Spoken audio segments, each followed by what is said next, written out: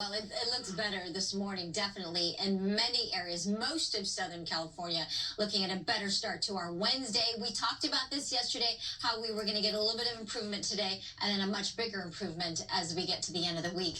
The picture outside in Long Beach was definitely still dark. I mean, we're waiting for that sun to rise in about 45 minutes. Here's the latest on our satellite radar images. Most of the rain now to the southern portion of Orange County, San Diego, the rest of Ventura County, LA County. We've got just some very stray showers and some clouds, but for the most part, the atmospheric river is really pushed off to our south and east and not really feeding us with that moisture source or that water vapor. So there's good news. The light at the end of the tunnel definitely visible for us. Temperatures definitely chilly behind the storm system that brought us the record rain. 40, that's it in Santa Clarita. Same for Lancaster. 39 in Apple Valley. It's only in the 20s in Big Bear. We've got snow falling there in our mountains. Highs today will be in the upper 50s to near 60 for downtown LA, just in the 20s up into the mountains because of that cold air that's behind that system.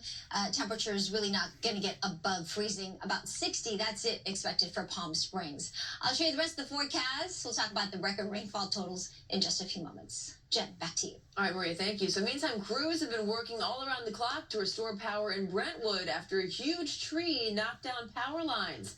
Gigi Graciette is live there this morning with the latest. You know, the city had been warned that this would happen. Exactly. Homeowners were very concerned here on Bundy Drive. Good morning, everyone. We're on the corner of Bundy and Benmore Terrace, where a team of dozens with the Department of Water and Power have been working around the clock since yesterday morning, trying to get power restored to this neighborhood that was left in the dark when a massive tree, one of over 300 that fell in the city of Los Angeles, came crashing down because of the storm. Take a look. It happened at 6 o'clock yesterday morning.